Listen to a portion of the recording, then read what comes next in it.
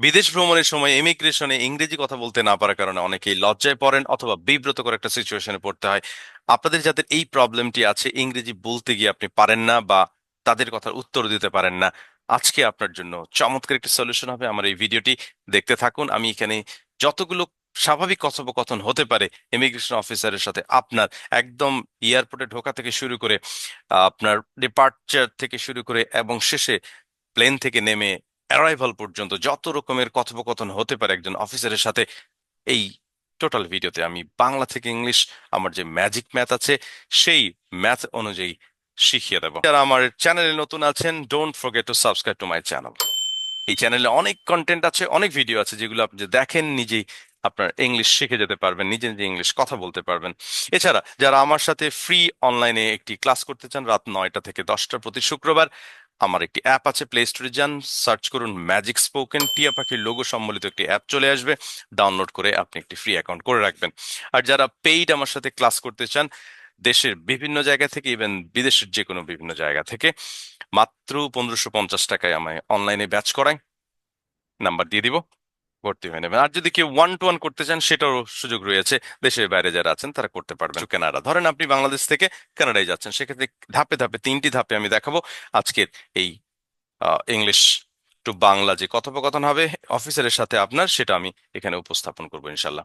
Magic math ব্যাপারটা একটু বুঝি। আমাদের ম্যাজিক ম্যাথ হচ্ছে বাংলা বাক্যের শেষ শব্দ কর্তা, বাংলা বাক্যের প্রথম শব্দ কর্তা এবং শেষ শব্দ, এটার ইংরেজি আমরা আগে করব। এরপরে বাংলা বাক্য যেটা অবশিষ্ট অংশ থাকবে সেটা ডান থেকে বামে করব।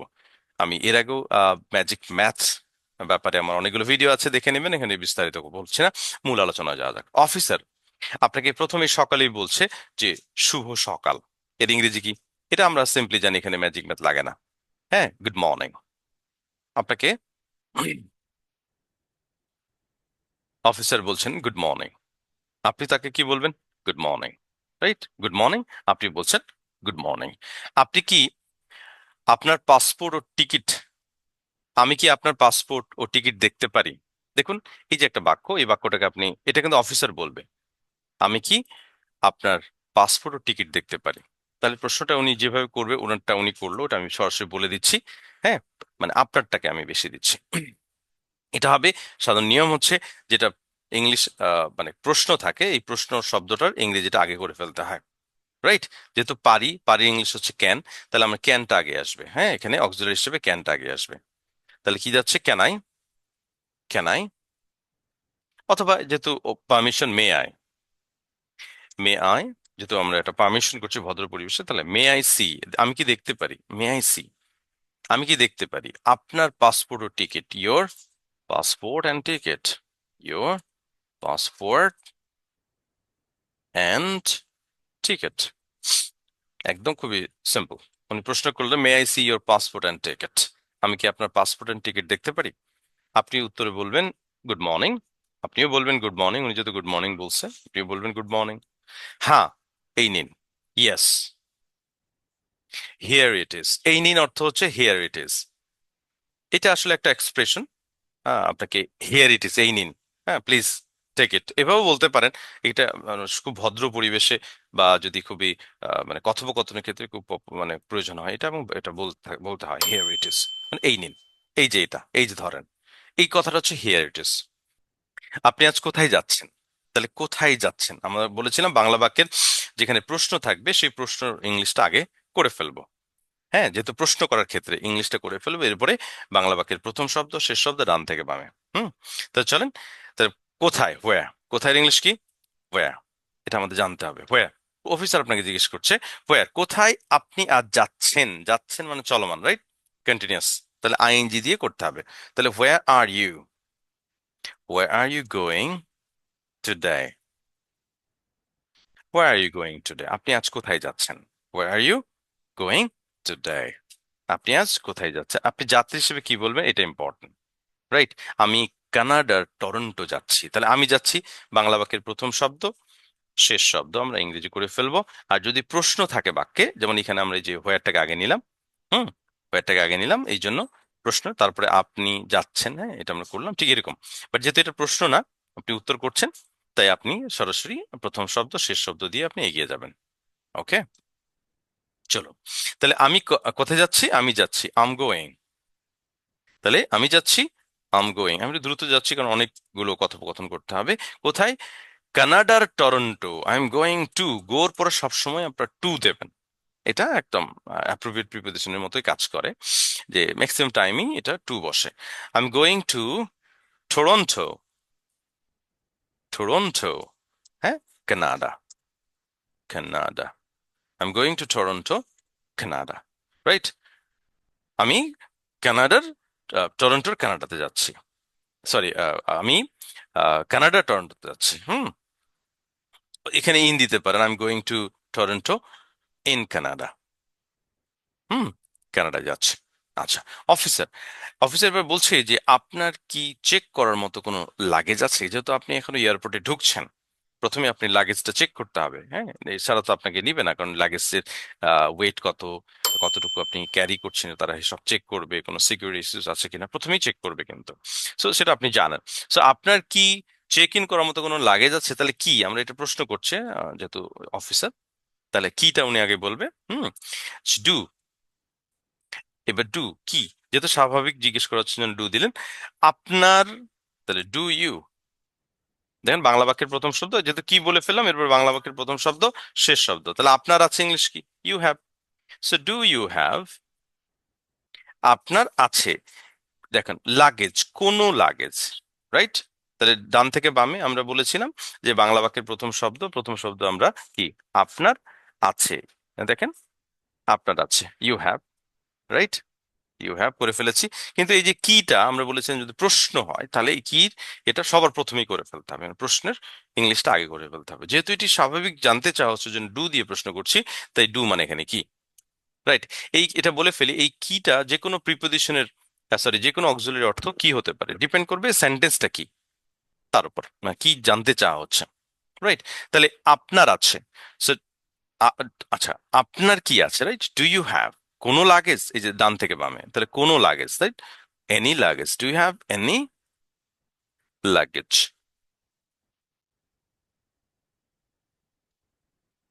বানানটা ভুল হলো, লাগেজ, হ্যাঁ। Do you have any luggage, আপনার কি কোনো লাগেজ আছে? দেখেন চেক ইন করার মতো, তাহলে to check in. Do you have any luggage to check in? To check in.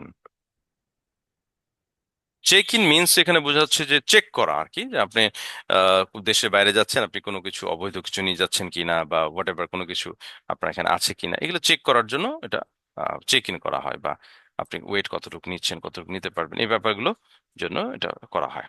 Clear? এখন যাত্রী হিসেবে আপনি বলবেন হ্যাঁ, আমার একটি সুটকেস আছে, তাহলে আমার আছে, আমার আছে। আপনি যাত্রী হিসেবে যে কোনটা গুরুত্বপূর্ণ আপনার, আপনি এটা দেখেন। প্রশ্নটা অফিসার তো অফিসার করবেই, উনি তো ইংলিশ জানেন, তাই না? তো ইয়াস, তাই আমি আপনারটাতে ফোকাস করছি। তা আমার আছে, ইয়েস আই হ্যাভ, আমার আছে একটি suitcase. A suitcase, I have a suitcase, আমার একটি সুটকেস আছে।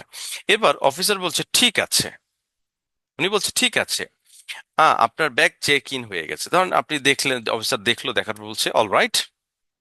অল রাইট মানে সবই ঠিক আছে, অল রাইট। হুম, আপনার চেক ইন হয়ে গেছে। আচ্ছা, আপনার ব্যাগ, আচ্ছা চেক ইন হয়ে গেছে, তাহলে অলরেডি যেহেতু হয়ে গেছে, ইওর ব্যাগ, আপনার ব্যাগ, হ্যাঁ, ইজ চেকড, চেকড ইন।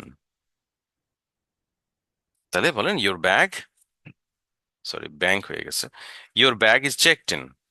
হ্যাঁ, হয়ে গেছে। রাইট, ইওর ব্যাগটি, ব্যাগ ইজ চেকড ইন উনি বলছেন। এরপর আপনি বলছেন এই নিন আপনার বোর্ডিং পাস। বড় হয়ে গেল, ছোট করি। বলছে এই নিন আপনার বোর্ডিং পাস। হ্যাঁ, হিয়ার ইজ ইওর, এই নিন, এই যে এই দিন ইংলিশ বলছে here is your boarding pass.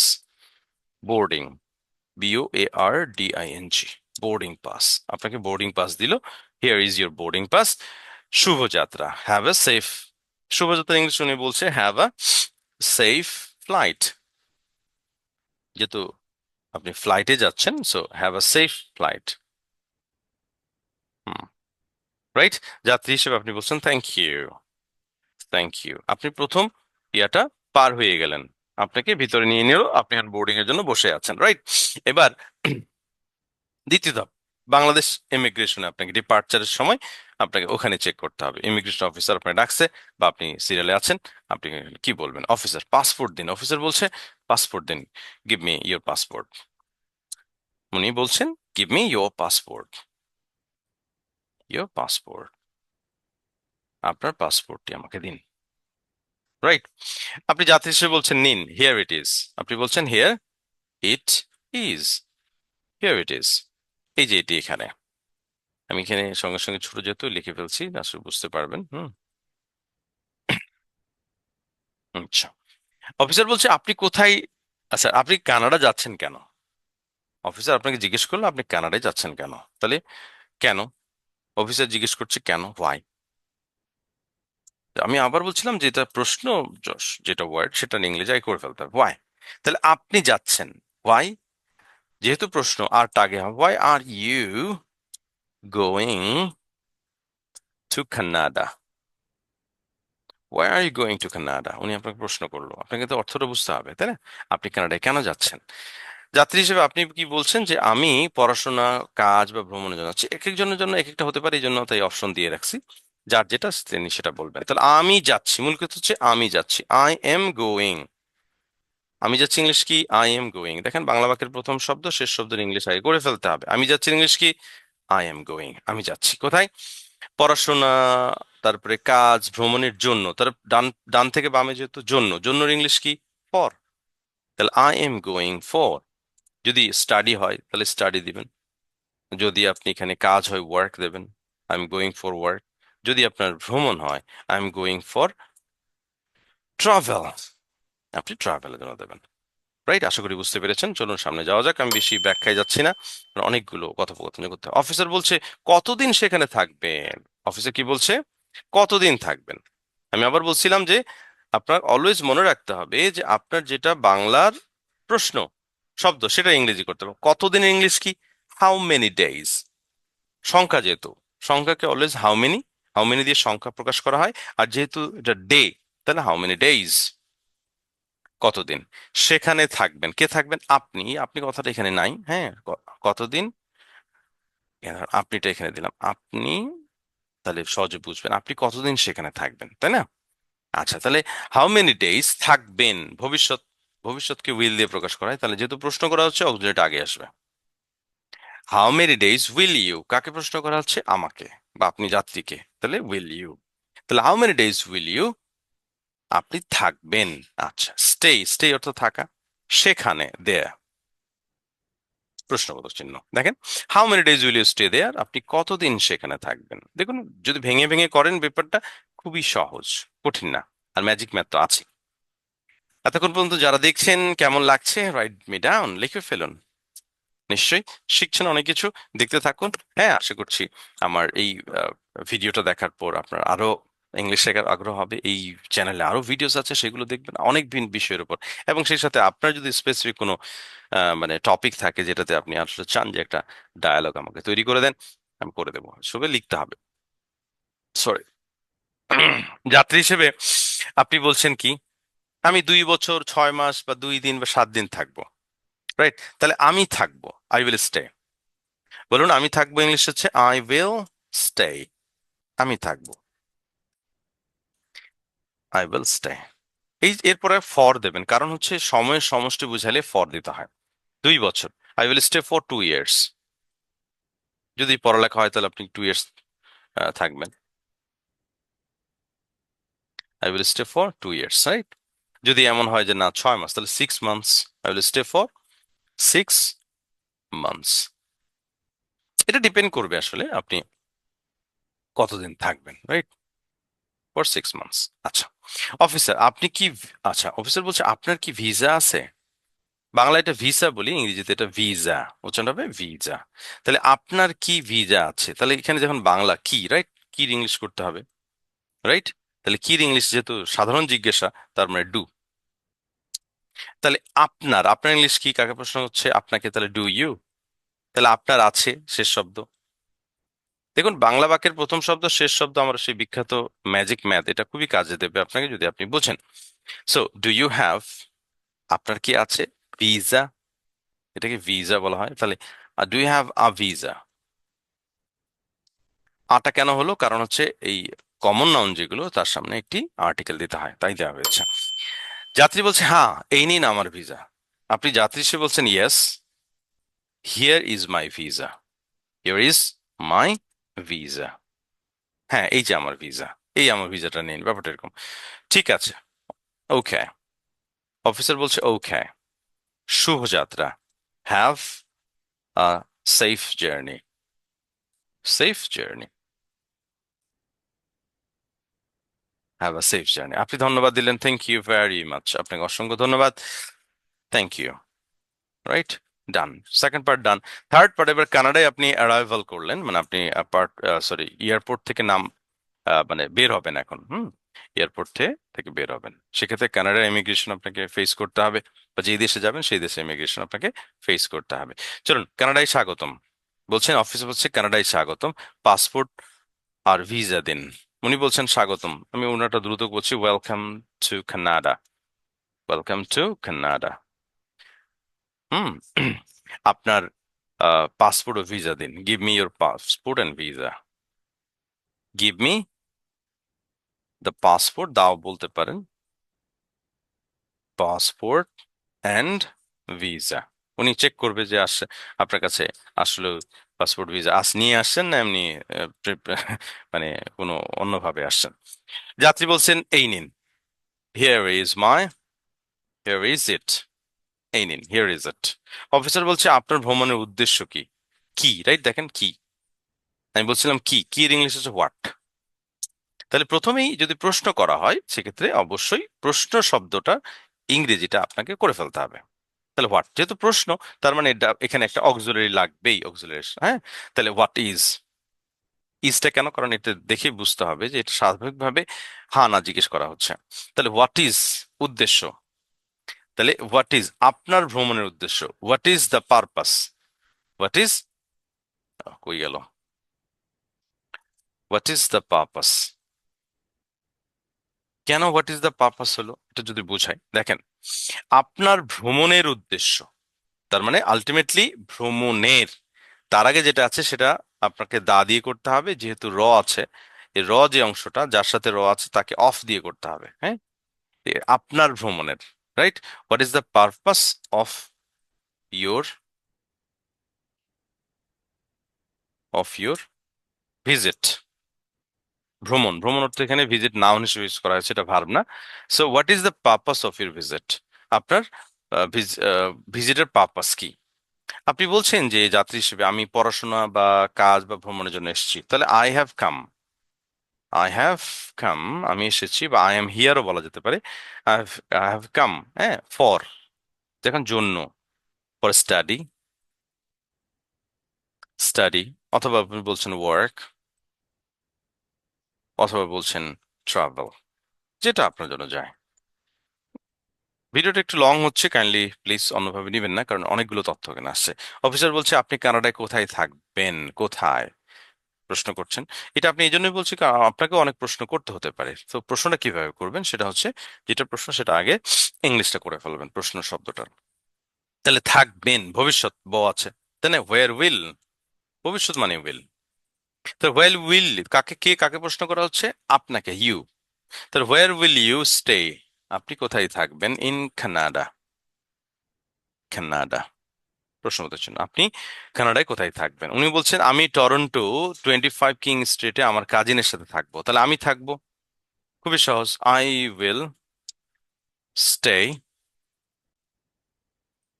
I will stay, আমি থাকবো কোথায়, আমার কাজিনের সাথে, দেখেন উইথ মাই কাজিন, ডান থেকে বামে, উইথ মানে কি, দেখেন, যেটা আমি বলেছিলাম আমি থাকবো না, বাংলা বাক্যের প্রথম শব্দ শেষ শব্দ এর ইংলিশ করবো আমরা আগে, রাইট, এরপর ডান থেকে বামে আসবো, তো ডানে কি আছে, আমি থাকবো ইংলিশ আই উইল স্টে, তাহলে থাকবো উইথ, সাথে আমার কাজিনে, with my cousin,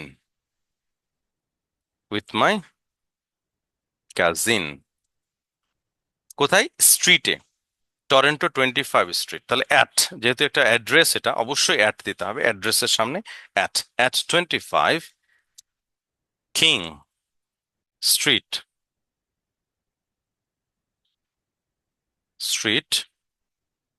in Toronto.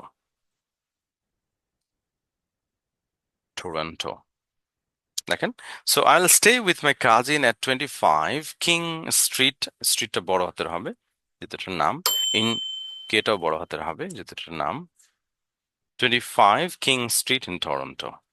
আচ্ছা, আমি একটি হোটেল বুক করেছি। এমন হতে পারে আপনি এটা বলছেন যে ওটা বললেন না, আপনি কাজিনের সাথে থাকবেন, এটা বললেন না, বললেন যে আমি একটি হোটেলে থাকবো। সো আই উইল স্টে, এই কোথায় যাচ্ছে, I will stay, oh sorry, এটা আমি একটি হোটেল বুক করেছি। So I have booked a hotel, I have booked a hotel. আমি একটি হোটেল বুক করেছি, এটাও বলতে পারেন। হ্যাঁ, অফিসার আপনি কতদিন কানাডায় থাকবেন, বলছে কতদিন, তাহলে হাউ মেনি ডেইজ, তাহলে হাউ মেনি ডেইজ, কতদিন। আপনি তাহলে থাকবেন, প্রশ্ন করা হচ্ছে, তাই না? তাহলে প্রশ্নের জন্য অলওয়েজ মনে রাখবেন সাবজেক্টের আগে অক্সিলারি দিতে হবে, উইলটা আগে আসবে। হ্যাঁ, উইল ইউ কাকে প্রশ্ন করা হচ্ছে, আপনাকে। So will you stay in Canada, আপনি কতদিন কানাডায় থাকবেন। যাত্রী বলছে 6 মান্থস, তাহলে ফর 6 মান্থস, বা শুধু 6 মান্থস বললেও হয়, for 6 months, for 6 months. Officer বলছে আপনি কি রিটার্ন, আচ্ছা আপনার কি রিটার্ন টিকিট আছে, তাহলে কি আছে না, কি, কি আমরা প্রশ্ন পেলাম, তাহলে ডু, এখানে আপনার আছে, ইংলিশ কি, you have, right, you have, right, do you have, আপনার কি আছে, right, okay, return ticket, do you have a return ticket, do you have a return ticket, yes, বলছে হ্যাঁ, here it is, yes, here it is, আপনি ওটাও দেখাই দিলেন, here it is. Officer বলছে যে আপনি আপনার সাথে কত টাকা বহন করছেন, রাইট, সো আপনি আপনার সাথে কত টাকা, তাহলে এই প্রশ্ন হচ্ছে কত টাকা, রাইট, কত টাকার ইংলিশ হচ্ছে how much money, how much, এখানে মাছ হবে কেন, কারণ এটা সংখ্যা না, এটা পরিমাণ আসলে বোঝানো হচ্ছে। হ্যাঁ, হাউ মেনি মানি হয় না, হাউ মাচ মানি, কত, তাহলে কি আপনি বহন করছেন, তাই না, করছেন চলমান, রাইট, রাইট নাও, তাহলে কে করছে, আপনি। সো আর ইউ, চলমানে করতে গেলে আর দিতে হবে, কারণ আমরা যদি কন্টিনিউয়াস ফর্ম অ্যামিজার দিয়ে কন্টিনিউয়াস করতে হয়, তাই না। আর ইউ ক্যারিং, কেন ক্যারিং হলো, কারণ চলমান, are you carrying, how much money are you carrying with you, আপনার সাথে। বাংলা টু ইংলিশ যে ম্যাজিক ম্যাথ, সেটা যদি আপনি একটু বোঝেন, খুব সহজ। দেখেন, আপনি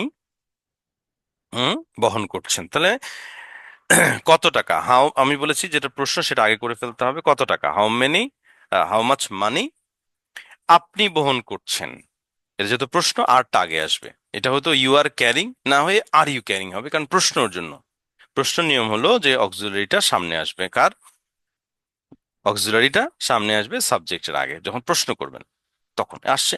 তাহলে how much money are you carrying with you, যাত্রী হিসেবে আপনি বলছেন আমার কাছে 3,000 কানাডিয়ান ডলার আছে, তাহলে আমার আছে, আই হ্যাভ, দেখেন, আমার আছে, আই হ্যাভ, বাংলা বাক্যের প্রথম শব্দ শেষ শব্দ, যেহেতু এখানে অ্যান্ড দিয়ে আছে আরেকটি বাক্য, তাই আমার আছে করে ফেললাম। কাছে কত, 3,000 কানাডিয়ান ডলার, তাহলে আমার কাছে এত আছে, I have 3,000 Canadian dollars, and, সিটা বড় হাতের হবে, কানাডিয়ান, অ্যান্ড, এবং ব্যাংকের কার্ড অলসো, যেহেতু ও আছে, অলসো ব্যাংক কার্ড, মানে আপনার কাছে একটা ভিসা বা মাস্টার কার্ড আছে, এটা আপনি বললেন। আচ্ছা, আপনার সাথে কি কোনো খাবার, মদ বা নিষিদ্ধ জিনিস আছে, তাহলে আপনার কাছে কি আছে, তাহলে কি, রাইট, এটা আমরা ডু। সো আপনার আছে ডু ইউ হ্যাভ, আপনার কাছে কি আছে, কি আছে। দেখেন, এটা কোনো খাবার মদ নিষিদ্ধ জিনিস, এটা কিন্তু এই সবগুলো কিন্তু একই জাতীয়, তাই শুরু হবে প্রথম থেকে, ডানে যাবে হবে, হ্যাঁ। তাহলে কোনো, এনি, ফুড, কমা, অ্যালকোহল, কমা, স্পেস হবে, অর,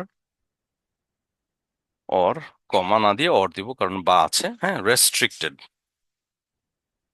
রেস্ট্রিক্টেড মানে নিষিদ্ধ, হ্যাঁ। তাহলে do you have any food, alcohol, restricted items, items, item বানানটা ভুল হয়েছে, আইটেমস। যাত্রী বলো না আমার কাছে নেই, বলছে নো, আই ডোন্ট হ্যাভ, আমার কাছে নেই, আই ডোন্ট হ্যাভ, বা আই ডোন্ট হ্যাভ এনি, আমার কাছে কিছু নেই, কোনোটাই নেই। অফিসার বলছে সব ঠিক আছে, কানাডায় আপনার সময় উপভোগ করুন।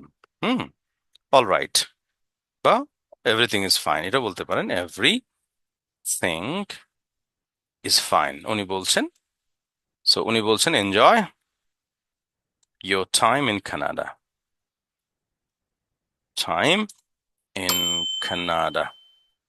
আমার একটু লিখতে সময় লাগছে, সো প্লিজ পার্ডন মি।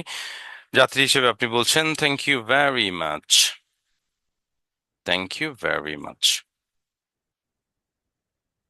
আপনাদেরকেও আমি থ্যাংক ইউ বলছি এই জন্য, কারণ আপনারা এতক্ষণ ধরে আমার ধৈর্য সহকারে এই পুরো আলোচনাটা দেখলেন, আমি লিখলাম এবং আপনারা থাকলেন।